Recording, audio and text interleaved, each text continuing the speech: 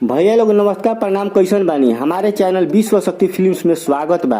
आज बहुत ही सुंदर जबरदस्त न्यूज लेके आयल बानी। आज एक गाना रिलीज भइल बा। पहले ऑडियो में रिलीज भइल रहे, आज वीडियो में रिलीज भइल बा। ऑडियो के आप सब बहुत ही प्यार देनी जा, वीडियो के भी प्यार दी जा।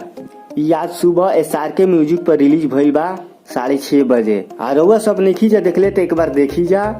आ लाइक कमेंट शेयर करल ना भूलम जा। ई बोलबम सॉन्ग बा।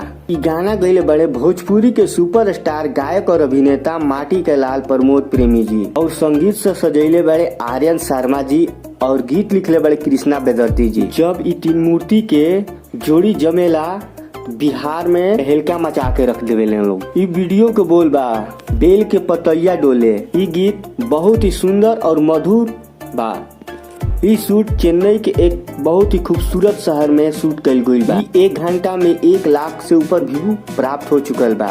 और रउआ सब देखी जा एक बार, अब प्यार और दुलार दी जा। हमार वीडियो कैसन लागल कमेंट बॉक्स में बताई जा। डेली अपडेट पावे खातिर चैनल के सब्सक्राइब करी जा, आ बेल आइकन दबावल ना भूलम जा। तब तक खातिर अगला वीडियो में मिलल जाई। हर हर महादेव।